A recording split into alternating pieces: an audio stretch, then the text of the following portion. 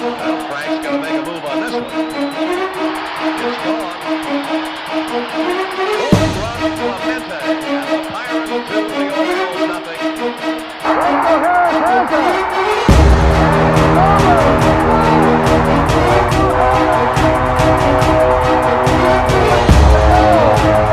Here's Lemieux. The center penalty coming up. Look at Lemieux. Oh my goodness. What a goal. What a move. Lemieux. Oh baby.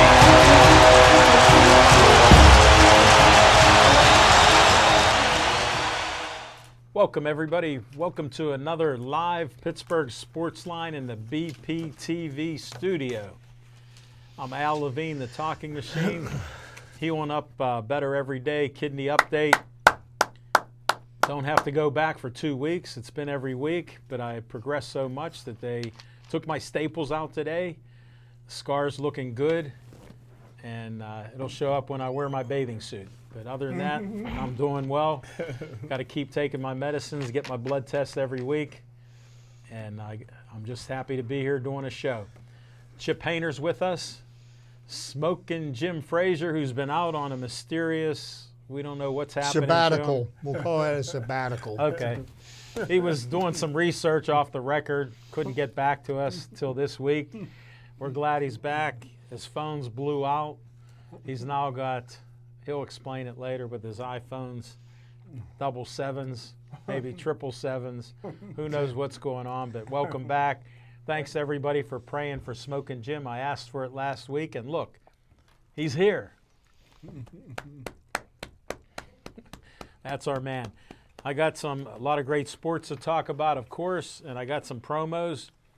First, we got to thank Olive Oil's Pizzeria, if they can pull that up. 412-831-1900. Hillcrest Shopping Center, Olive Oil Pizzeria. They got all kind of specials, great Italian food, great ingredients, and they're right here 5 minutes away from our studio. And they sponsor our show. Thank you very much, Frank Finero, owner of Olive Oil's Pizzeria. Next up, Bethel Park Historical Society, 2600 South Park Road. They do a lot of great things. They have an open house this Sunday on the 13th from 10 o'clock till like 1 o'clock. Go there. They'll have a lot of activities and maybe food to snack on. Maybe Smoking Jim can come out. Hang out at the Reginald's Coffee, my favorite place where I get my green tea. That'll be Sunday. I'm going to stop in there. I'm a big fan of the Bethel Park Historical Society. Next up, we end each show with Stay Joey Strong. This is Joey before DIPG, after DIPG, the brain cancer that took his life before he was 10 years old.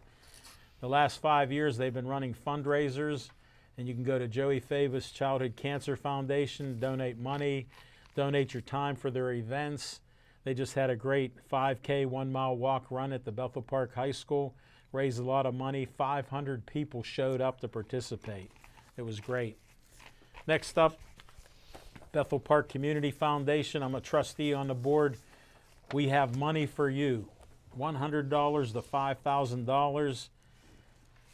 They have the money. Get it on their website, bpcf.org. Get an application. Come on up and say why you need it for your group and the things you want to do in Bethel Park. They've given out over $100,000 this year, so they have money for you. Next up, Dave Cable likes to have a little fun at my expense. Put my face on Uncle Sam. Tell them Uncle Al sent you. Al Levine, the talking machine, wants you to be a volunteer like Zach, who's having his last day here, and our Rookie of the Year, now MVP, Steve Fisher, running the audio, running the cameras.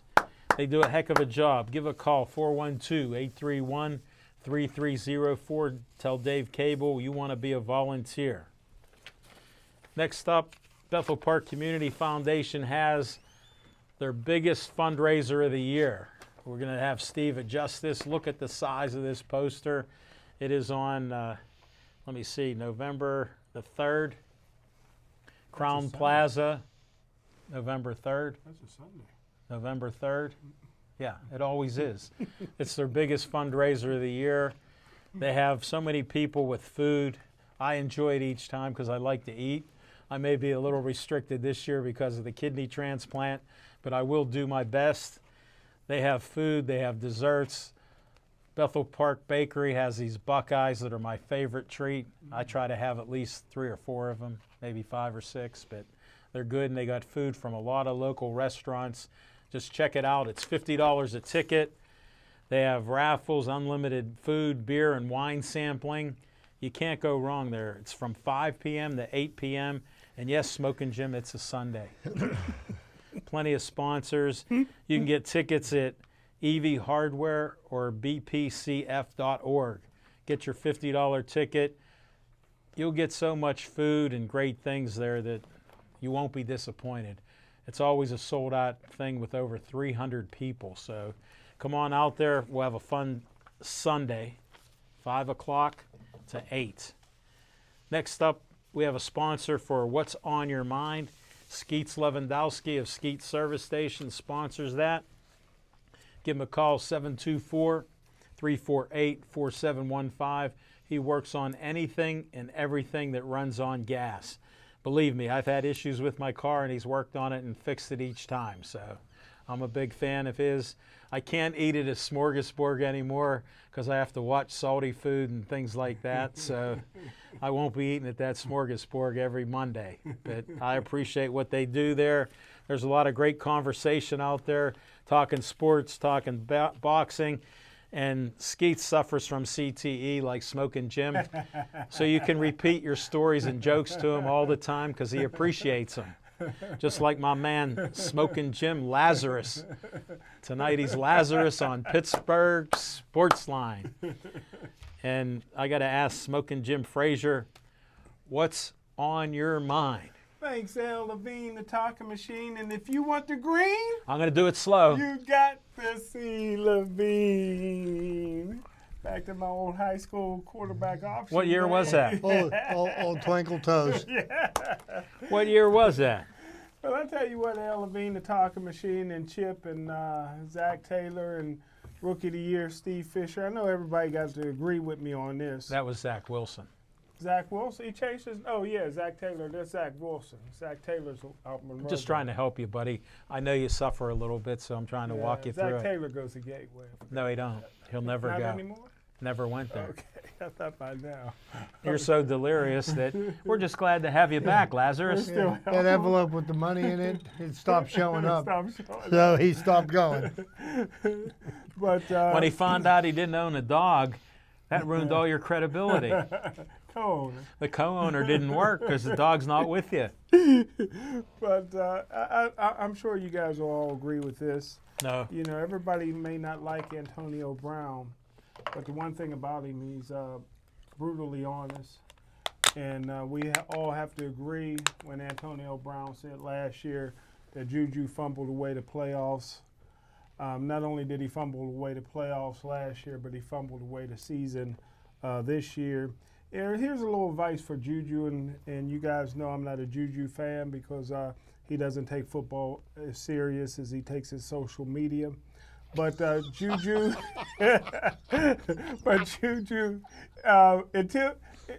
don't give advice to a rookie receiver who fumbles on national TV on Monday night because you are the fumbling machine. That's what coaches is for. Don't nobody need Juju to come up and tell them how to hold the football when he carries it like a loaf of bread. Another thing, in my draft report, everybody knows I love Mason Rudolph. I compared him to, I said he was a blend between Aaron Rodgers and Lenny Dawson. I got the utmost respect for the kid, even though I rated his performance on TV last week. You mean after the hit? I rated his performance as a D- because he has not been looking for James Washington. I felt like he's been shutting James Washington out. Kind of reminded me of 1968 when Were you around then? when Roy Jefferson was tied going into the 14th game of the season, the last game of the season, with Danny Abramovich from New Orleans Saints. Whoa, I remember him. And Charlie Taylor with 67 catches. And he said when he was interviewed how they liked the rookie quarterback, Terry Hamratty. He said he's going to be good, but he's still got a lot to learn. And Hamratty never looked his way in that final game, and he ended up finishing third in the league instead of winning it. Listen, I say this to say this. Everybody knows I had season tickets to the Steelers since I was 4 years old. When was that? I used to go to the game to see the stretcher come out. So, I mean, I enjoyed You're that. like those hit. guys at NASCAR. They want the crashes. I mean, Mason Rudolph was knocked out before he hit the ground. What happened to the cart? They couldn't take him off. It wouldn't start. You know, that was one of the most ridiculous things I ever seen in my life. Of course, Coach Tomlin again, which I hope he goes to the Washington Redskins. They want him. But, I mean, it's just ridiculous. How do you got a guy walking off the field? Unconscious. First of all, they took the face mask off. He looked like he was 1912 again. And then you got him staggering his way off the field. He was talking, all the way though. up the ramp. He was talking. I wonder what he was saying. He goes, I'm good. You can read his lips. I'm good. They go, we didn't ask you anything. Yeah, so it's very ridiculous. But, hey, it did my heart good. I love the Burfict hits, even on Antonio Brown, who I care a lot about. And I enjoyed that hit on Mason Rudolph. I live for stuff like that. I hope the kid comes back. I hope he's like Tommy Maddox and can get right back on We got to the have a horse. disclaimer. These are Smoking Jim's only opinions. I don't agree with it at all. miss I don't those like to days. see anybody get hurt on the field. He just got knocked out. That's pretty severe. Smoking. You're out of control. Although Juju was crying. Yeah. He didn't cry when he cheap shot at Burfict, but now he wants to cry. He celebrated that. Now he wants to cry. He's all Well, he he's cares a about Mason phony Rudolph. baloney is what he is. Ah, but Smoking anyhow, Jim. that's what's on my mind. Thank you. Chip Hayner, I got to take a pause after that. Sorry, buddy. That's fine. I got to try to digest that. We were praying for Smoking Jim, and he come back. The devil's in him tonight. He's got the devil in him. Look at him. There's a God-fearing man, but he got the devil coming out of him. All right, Chip Hayner, what's on your mind? Well, gotta say, you are entertaining.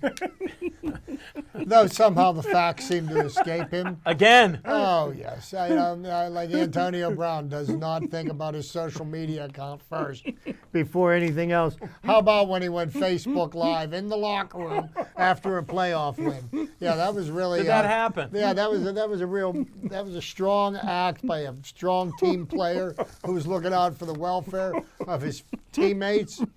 But that being said, He's going to choke on that pizza. you know, and it's funny how Jim, you know, he and I tried to communicate with him. He doesn't return my texts. I send him messages, and I get dead air. Crickets. So we don't get a chance to practice or rehearse what we're going to do. Yet somehow he seems to my commentary dovetails right out from where Jim went. But the first thing I got to say is the NFL got it right. Vontaze Burfict, suspended for this season. He doesn't belong in the NFL. He's gone. He's done. Okay? So that's that's second what that. people want to see. I second that. People don't want to see him trying to knock people out of football games. But here's my point. You know, I've always loved the NFL. I fell in love with the NFL with Vince Lombardi's Packers of the 60s. Whoa. Okay? When they won 5 championships in 7 years. You know, that's when I started watching professional football. That's when my hatred for the Dallas Cowboys started.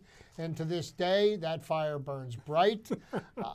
Chip, I got to interrupt you. The Packers were my team because the Pittsburgh The Steelers stunk. were the same old Steelers. You know, people wonder SOS. why am I so passionate about the Pirates? Because for most of us that were born in a certain era, they were the first professional team that was worth rooting for in Pittsburgh.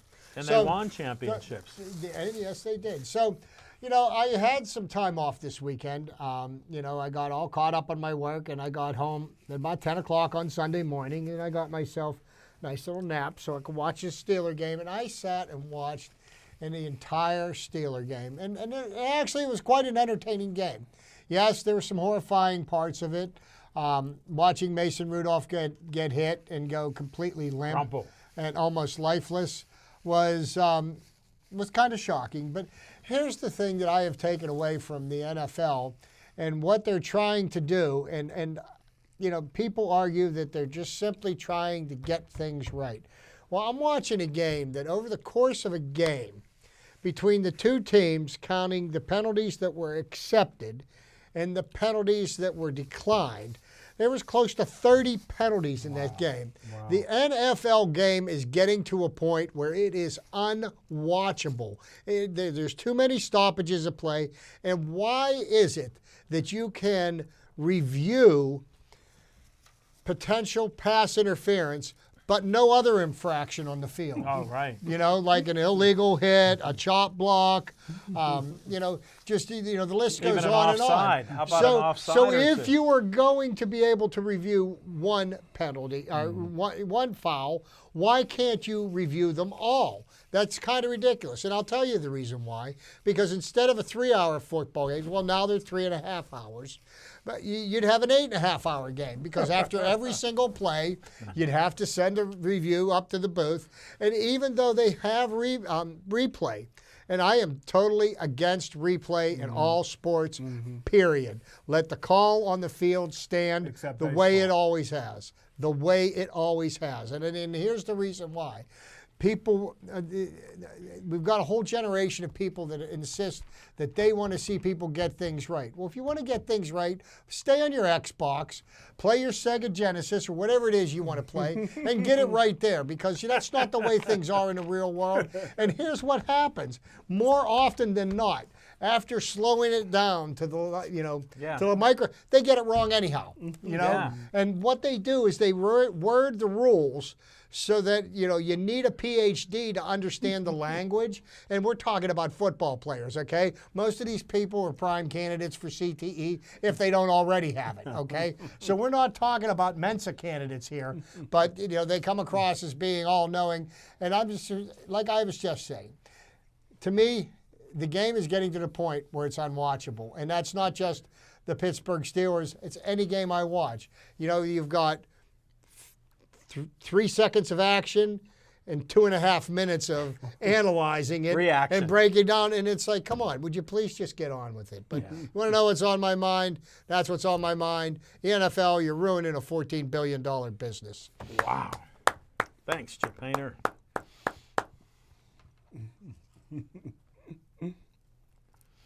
What's on my mind? Baseball.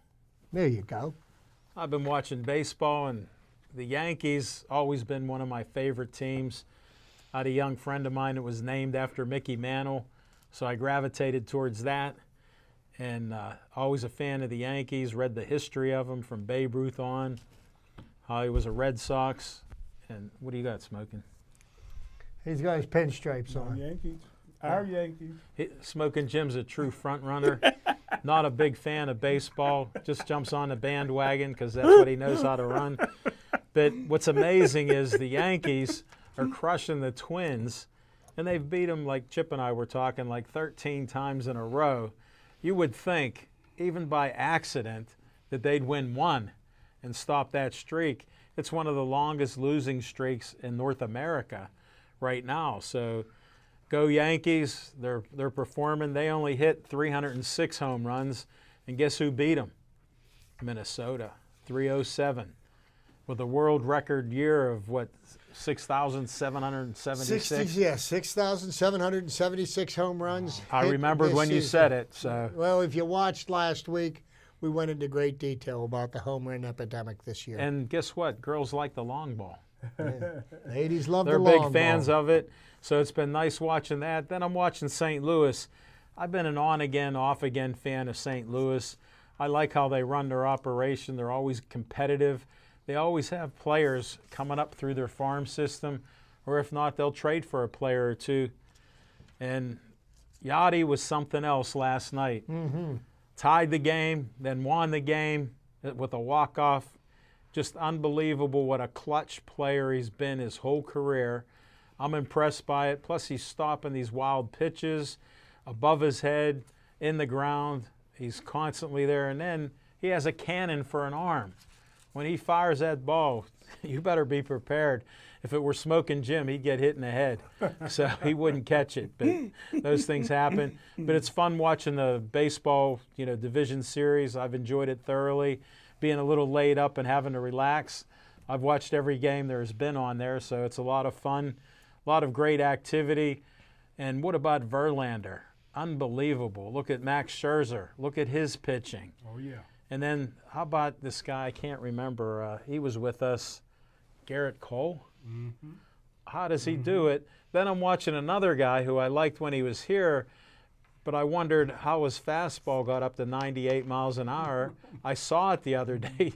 Charlie Morton, Oh, yeah. who's won games in the postseason and is doing it again. So, my hat goes off to these ex-Pirates. They had to get away from this pitch to contact thing, and all of a sudden their fastball's 3 to 6 miles per hour faster. And Garrett Cole's being mentioned for Cy Young in the same breath as, let me say it, Justin Verlander. So that's what's on my mind. Enjoy the baseball. There's games tonight. Just keep watching. It's a lot of fun, and you see some of the greatest baseball players in the league, and they're hitting the heck out of the ball. So it's great. And to speak to Alan's point, this past weekend, I watched more baseball games on TV this weekend than I did football. Wow. You only watched one football game. Smoking, it's not hard to figure out. How many games did you watch, Smoking? I was pulling for Duke to beat Pitt, and they almost came back. Yeah. Mr. Negativity comes out again, folks. He's And, one. speaking about the Pitt game, just think, if Narduzzi doesn't blow that call in the Penn State game, Pitt's 5-1. Yeah. Delaware should have beat them. They should maybe be 1-5. Quoted. Any Well, more guess what they negative? are? Any more negative 4-2. things? So Smoking Jim, you got anything more negative in the house? I lost money on Kansas City. Of course. Of course you did. All right, we'll be back with some fiction and fact from Smoking Jim, and stay ready because he'll be amazing.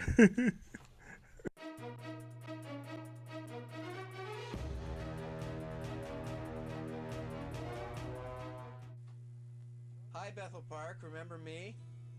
My name is Jason Planitzer. I was the host of a little show here. You may have seen it. It was called The Jason Planitzer Show. What would you say your experience at BPTV, how has that had an impact on your life? I found my voice. I learned how to be funny. I learned how to create things. I learned how to collaborate with people here. I developed an interest in film and comedy and making videos. It stuck with me. It continued through my life. I got into working on motion pictures. I now I'll produce small videos. I'll work with producers on commercials, television projects, feature films. I scout locations on TV shows and movies, which involves me reading scripts, finding the locations that need to be shot, and collaborating with the director and production designer to find the perfect spot. It all started at BPTV for me.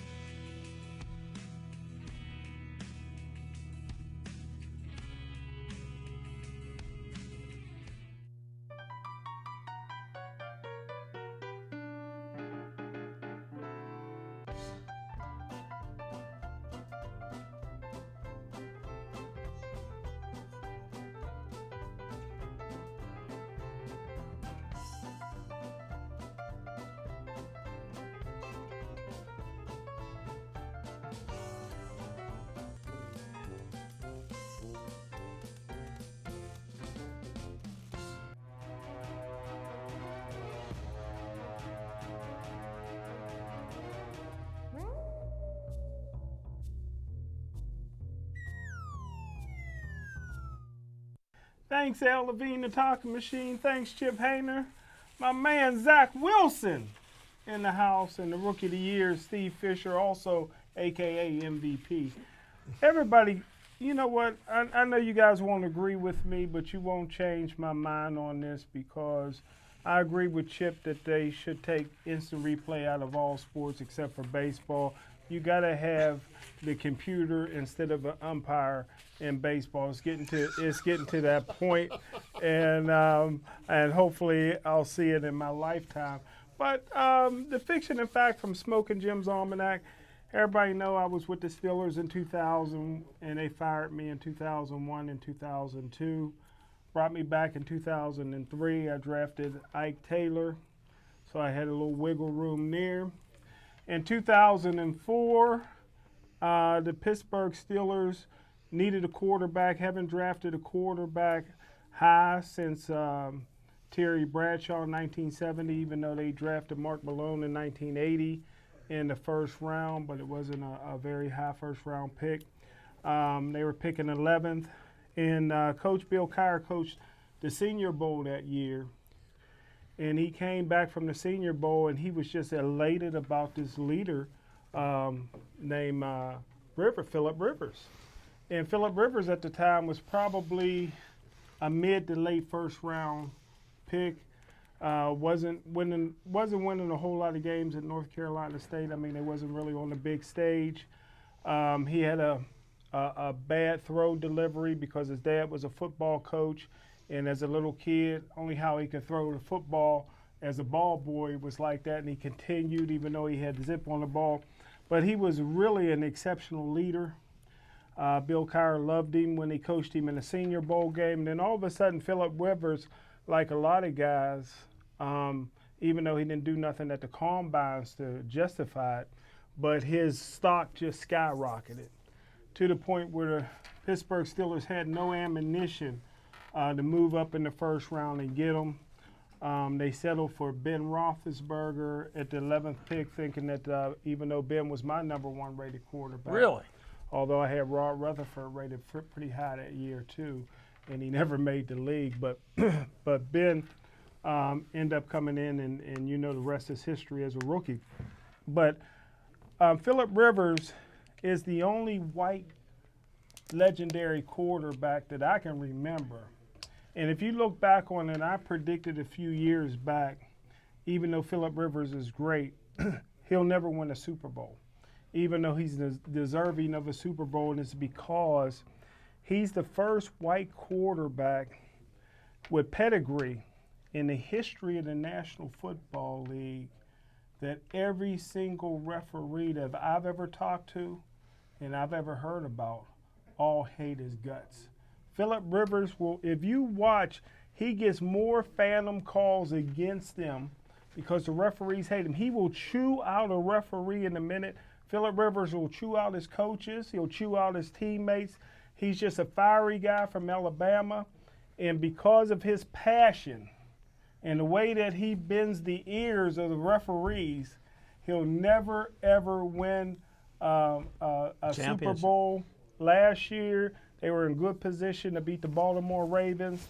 And here come the flags because he was chewing on the referees. He was chewing them out all game. They all hate him.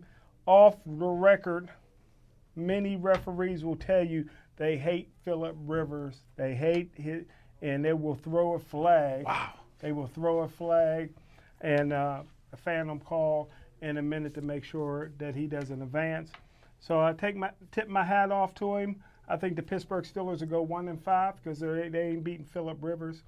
But what a great guy. It was a guy that Bill Cowher initially seen, fell in love with, and who knows how his career would have went if he would have been a Pittsburgh Steeler. Hey, instead of having 9 kids, he might have had 15 kids by now if he was Maybe a he Pittsburgh would only Steeler. had one. Yeah. To answer your question, Yeah. and so much for the fiction from Jim Frazier. Phillip Rivers would have been drafted by the Pittsburgh Steelers. He would still be the only quarterback from that class without a Super Bowl ring. Really? Oh, yeah. He's not a leader because a leader doesn't berate his teammates, he doesn't berate his coaches, and he doesn't berate the officials. Just saying. He may be fiery, but he's a knucklehead. Thank you, Smoking Jim and Chip Painter. Great add-on to that smoking Jim stuff. All right, we'll move on.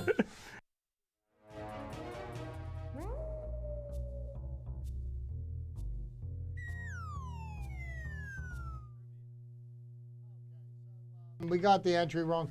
So anyhow, Alan was talking about the Major League Baseball's postseason is in rare form. Tomorrow night, there are 2 Game 5s.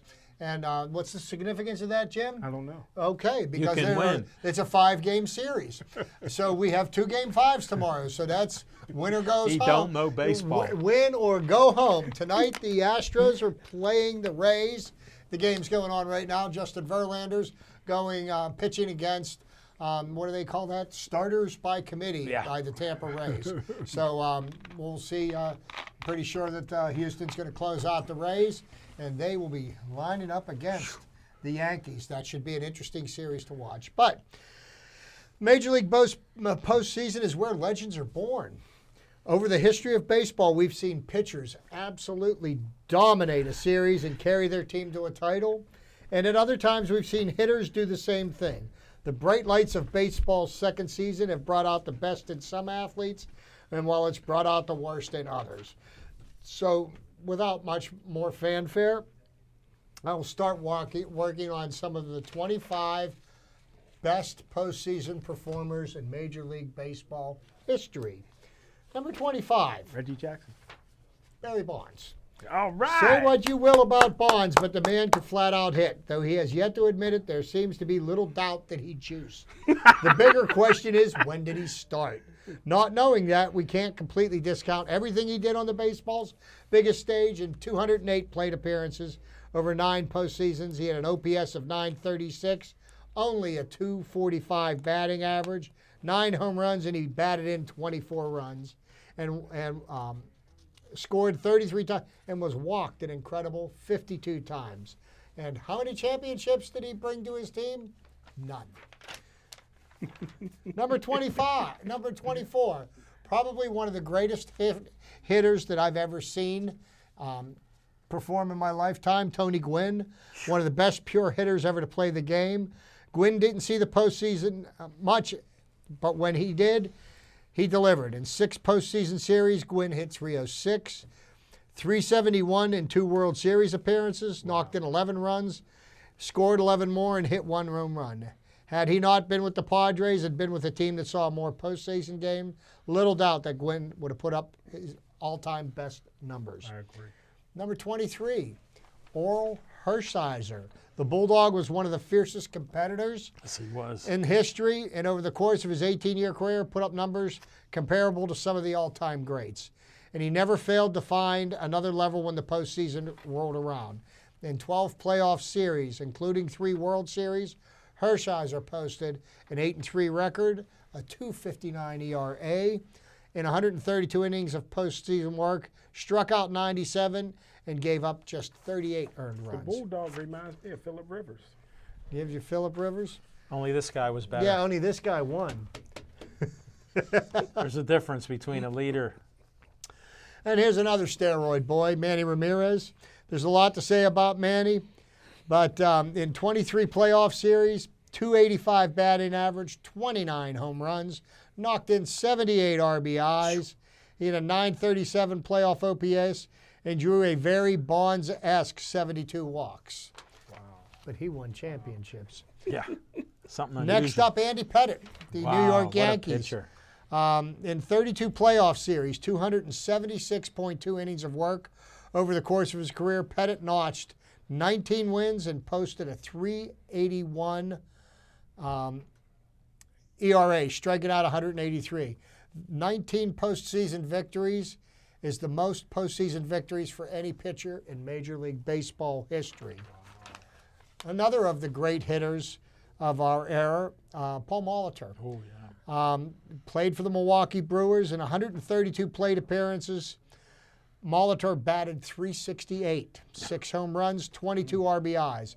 In his 2 World Series appearances, Molitor hit .418, but he suffered the same fate as Tony Gwynn, being saddled with a club that didn't see the postseason often.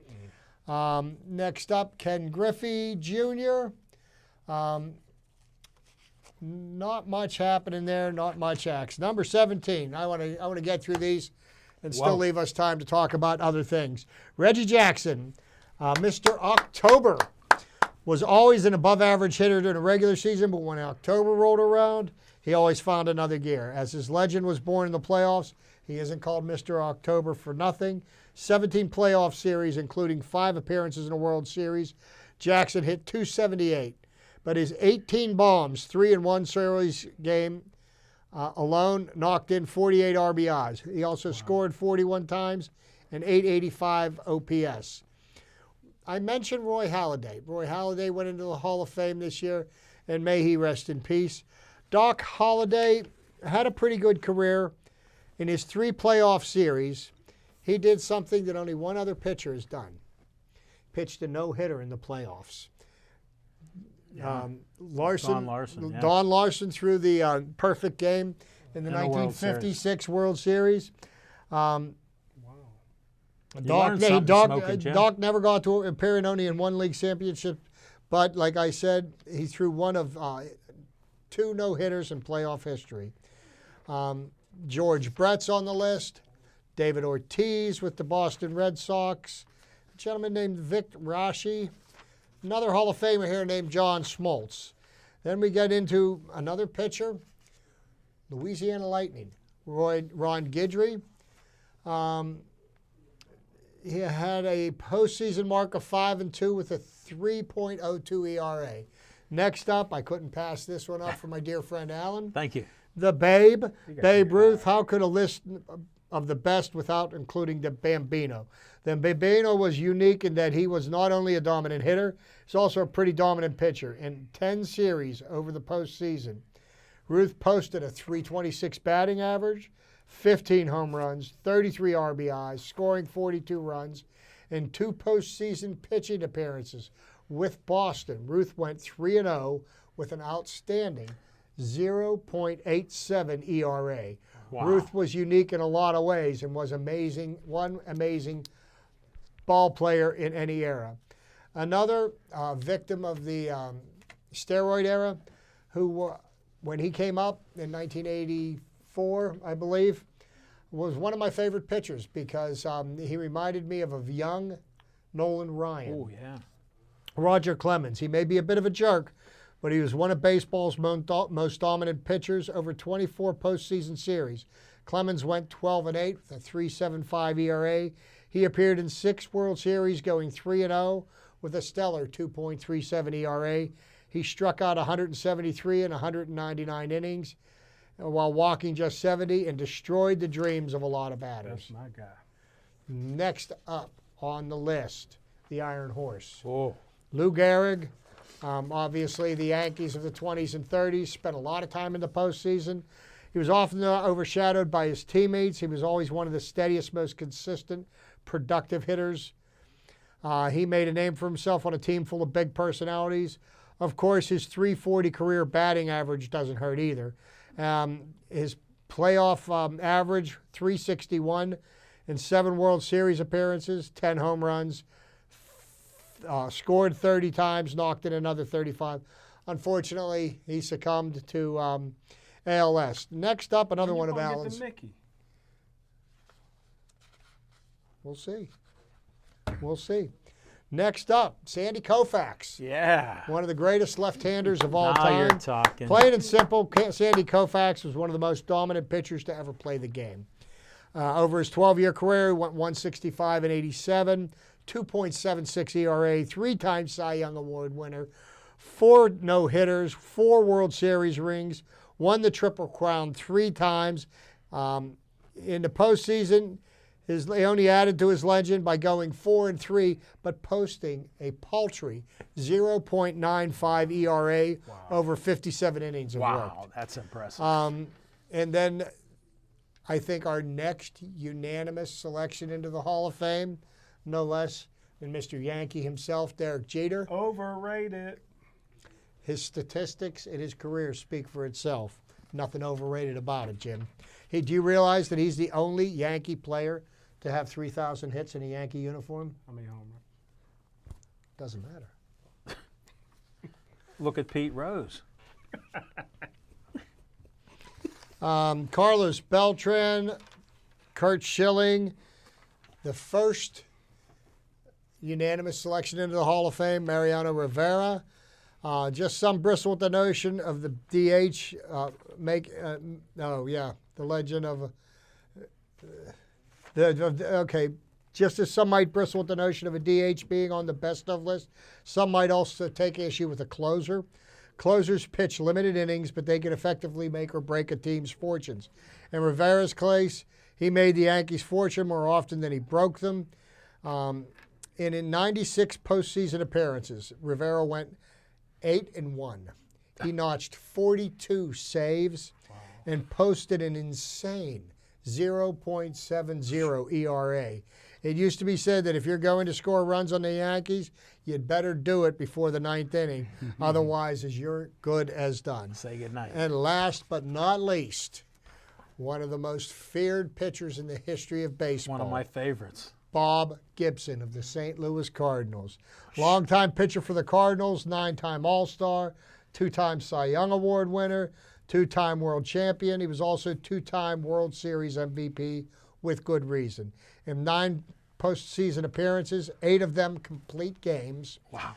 Gibson went 7-2 with 2 shutouts, posted an ERA of 1.89, won the 1967 World Series for the Cards, winning 3 games, all of them complete games, on his own. What he accomplished in his limited postseason experience is something no other major league pitcher will ever be able to touch. Was Bob Gibson really that good? Yeah, he was better. Because he was so good, they lowered the pitching mound by 6 inches. They changed the game because of him. Really? They Just lowered like the, Mel Blunt. They 1968, they lowered the mound by 6 inches because he had an ERA for that season of 1.12, I believe. Yeah. And Smoking Jim. For the season. He was so aggressive, he threw inside all day long. Really? They'd complain about him. He'd throw more heat under their chin all day. And And if you got him mad, look out. And there wasn't a player that played that didn't have stitches tattooed on his rib He cage hit plenty. as a result of getting a little too comfortable in the batter's box. Okay. When they were digging in like they do nowadays, they Yeah. dig that back foot in. Yeah. He threw right at him. Wow. Yeah. And let me tell you something. You flip a bat on him, you won't do it again. Really? He may not be able to walk for a while either. Or talk. Good stuff. Thanks, Chipper. Chip Good Hainer. stuff. Great stuff.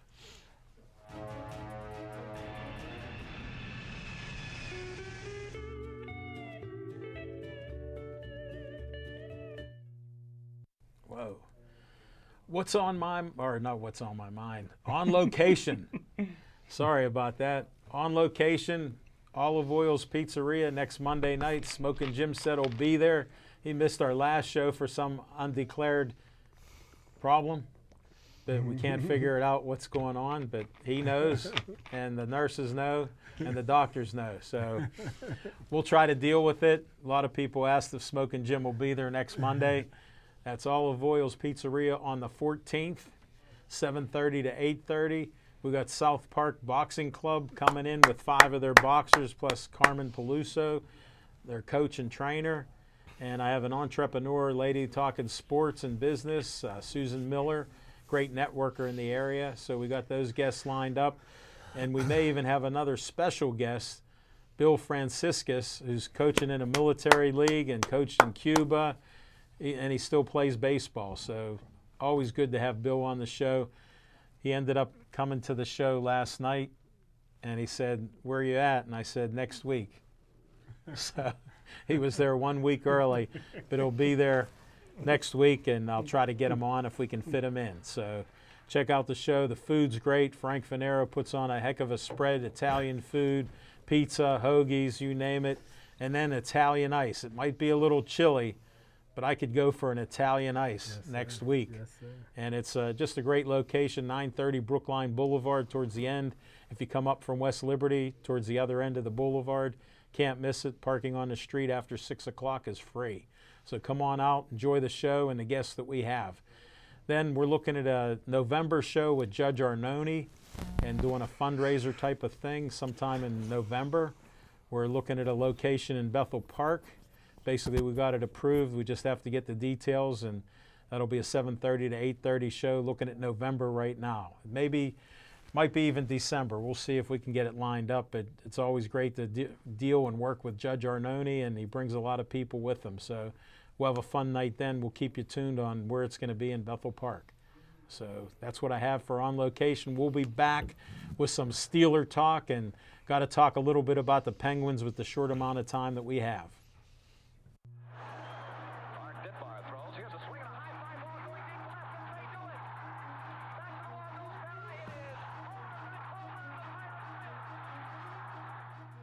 From a very young age, I was exposed to sports in a great way.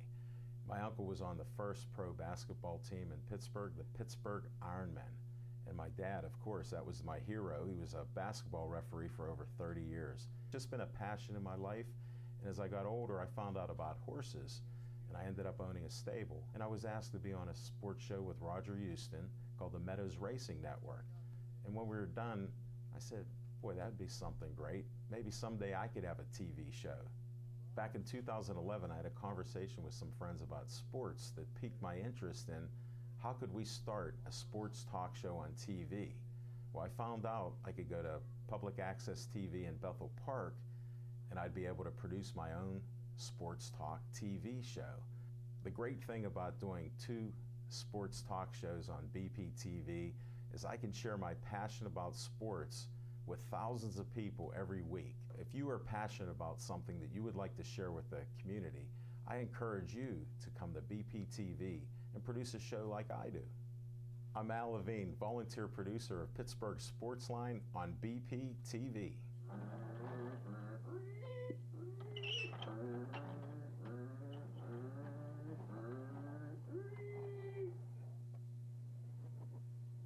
BPTV. Come volunteer. If it wasn't fun, I wouldn't be here.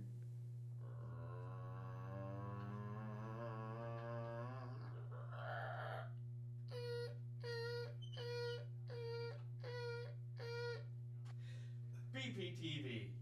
Come on in, make a show. It's still fun after all these years.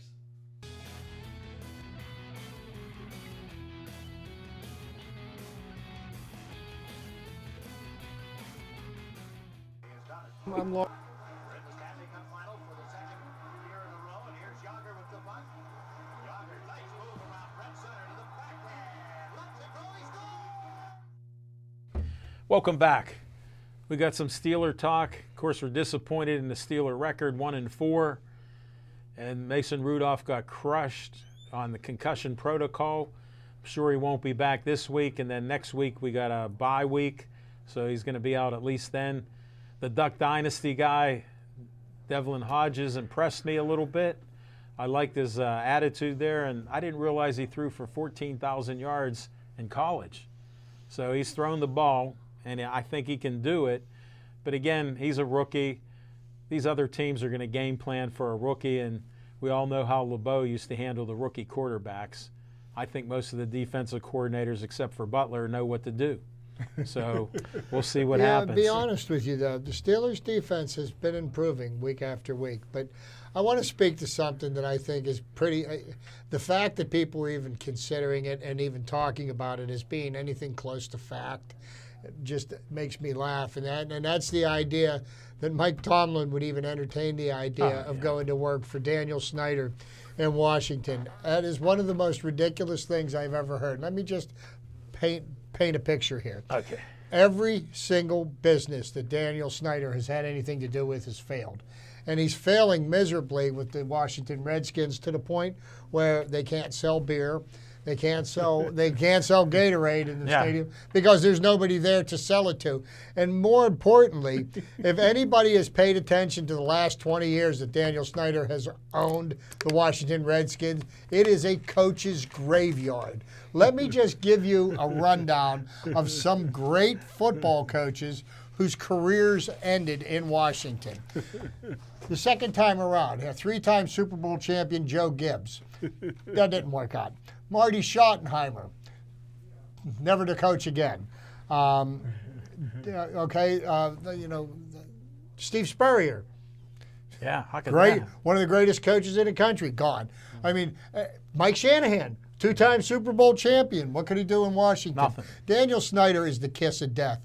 Why would a coach want to go there and end his career? I mean, okay, maybe For the money. if the guy wants to give you $100 million guaranteed, pay you up front, yeah, I'll go and fall flat on my face and use that $100 million parachute. Yeah. Mike Tomlin's not going to do that. Why would you go from coaching one of the marquee franchises in the NFL to the biggest train wreck this side of the Mississippi? Doesn't make sense. Snyder started the rumor, said he'd be interested in him. So how is that not tampering with somebody that is under contract? Now, for example, if he would have said, oh, Ben Roethlisberger's going to be a free agent at the end of this year, and I want him. Isn't that tampering? Yeah. Why would it be any different with a coach? And where is Roger Goodell putting a stop to stuff like this? He's watching the concussion protocols. Daniel Snyder must pay him well. Well, you know what I'm looking forward to is I like to check things off, and I want to check off that Coach Mike Tomlin hasn't had a losing season yet, so let's check that off. Well, we will, and if that does happen, we'll talk about that after Week 17. But there's still 11 more games yet to play. And they got an easy schedule. But the Duck Dynasty, I tell you what, I've seen Steve Aaron McNair play in college twice. And I've never thought I'd ever see his record broken, and that's who Duck Dynasty broke Steve Aaron McNair's record, and it was just incredible. But here's something that you guys may not realize. The Pittsburgh Steelers getting the first-round draft choice ready. He may even be available this week, but Paxton Lynch, 6'5". Steelers seem to like him. He got a lot of zip on his ball. What's he done? But you know what? The reports that I heard is that his performance in practices has been leaves a little bit to be desired. And to be honest with you, because of the Ducks' experience in the Steelers' offense during the preseason and being on the practice squad this year, I think he's probably going to be a better option. Now, Paxton Lynch, yeah, he was a first-round draft pick, but he's flamed out in the first two places he's been.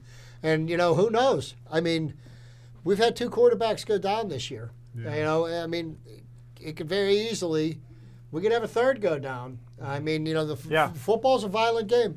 And I will tell you this is something that I don't know many people have touched on. Jim talks about the curse of Fleury and the curse of this and the Barry Bonds curse and so on and so forth. And the Steelers curse. No, for some reason, the Pittsburgh sports teams this year have been bitten by the injury bug. You start with the Pirates, look at the Steelers, and now Evgeny Malkin, he's gone for at least a month with a lower leg injury, and who knows how long that's going to last. It's at least a month. So, you know, he came back in great shape. He looked fast. Looked like he was going to have a big year. And, you know, so, you know, what's going on with our sports teams? You know, we've been, it just makes you realize how fortunate we've been in the last decade or more that very few of our athletes suffered, you know, season-ending injuries. I know the Steelers got a lot of brittle brothers, so that explains that. So what does that say about Ben's flipper? Okay, he's sticking to what he said, brittle brothers. You know, so yeah, because he recognizes. But I will tell you this: I think one of the Steelers' biggest problems this year, more than anything else, is the lack of a running game, and the passing game. Everything leads off the run. If they have to respect the run, that opens up your passing lanes, that opens up the field. You can start throwing the ball down the field. And I thought Mason Rudolph was doing, a decent job. I thought he was gradually getting more confidence and getting better. I was impressed with Duck. Yeah. This I was Sunday. too. I like this performance. I mean, he moved the team, and and I thought when Tomlin decided to kick off to start overtime, my wife was asking me, why is he doing that? And I was sitting there thinking, I'm like, look at how well the defense is playing. I said, here's the thing. If they score a touchdown on their first possession, the game's over. But if they don't, first team to kick a field goal, and I don't think he had the confidence in Duck to march the team down for a touchdown. but he did think that he could get them enough yardage. Here's what I to be able noticed. to kick a field goal. What I noticed during the game, and I thought it was odd, Tucker got one of the most powerful legs in history. And I'm looking at him kick the ball perfectly to the 2-yard line. And we're getting stopped on the 10-yard line to start the game, put us in the hole for the rest of the game. And then the other times they kicked off, 2-yard line. And what are we getting? Tackled at the 15, 10, 12. We didn't go past the 20-yard line. Because when he kicks the ball, he gets 4.5 second He gets hang hang time, so they're down there to cover the kick. Where, you know, No, and it's a brilliant strategy. Belichick's the one that started doing that a few years ago. Kick to the 2 or 3 yard line, make them return because I know my guys can tackle. Yeah. And that's what the Ravens were doing Because perfectly. because he was known to be one of the few kickers that, because the Ravens used to try to get it league to approve 1 point if you kick a field goal from kickoff. Yeah, if you kick could him, do it. And I'm going to tell you something. You know, He's powerful. you know, if Tucker played on our team, I would love him. Oh. But man, that guy just does not. He comes to Heinz Field, he owns that stadium. I don't think he's ever missed a kick there, has he? No, he was kicking 55 to 60 yarders before the game. I was listening on WDVE, and they were saying, look at Tucker kicking the ball. There's just a reason why he's the highest paid kicker in the league. And you could see that. So I understand Tomlin's decision because And then, you know, when it worked out for him, the defense got the defense they held him. 3 and out. They held him. Okay, they got 3 and out, and then, you know, unfortunately, Fumbling machine. you know, and that's something that's bitten the Steelers. James Conner, same thing. But to go back to your point, the Steelers, and I said it coming into the season, the Steelers, it all starts with the offensive line. The Pittsburgh Steelers not going to have a running game until they hire offensive line coach. Where's Munchak? You lose Mike Munchak, then you hire his coffee boy. You can't do that. He's doing a terrible job, not making adjustments, not helping the offensive line out at all in this. And here's the thing that, you know, I believe that to a point, but not wholeheartedly. And here's the reason why: you got 3 of the 5 members of that offensive line that played the Pro Bowl last year.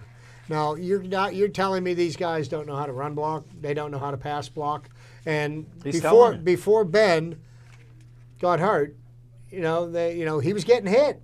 And we still weren't running the ball then. And, so, I mean, they are not blocking with a purpose. They are not blocking with violence. They are not trying to draw. They're getting pushed back by other teams' defensive line. That's difference in the game. I mean, right there, because, if your offensive line is aggressive and always moving forward on run blocking, the holes are going to open up. They don't know where the grenades are. That's the offensive line's coach's job to let them know where the grenades are. They're just running around and not having enough players to block. You can't hire Coffee Boy. I said that before the season. You did. You're true. still consistent. We appreciate your negativity, Smoking Jim. But, you can check that off. But I'll tell you what, a lot of people wrote off the Steelers, and you know what, they're going to surprise a few people along the way. And, they have some players. Hey, as long as you got somebody like Baker Mayfield in your division playing against you. I mean, did you see the performance he had last night? Yes.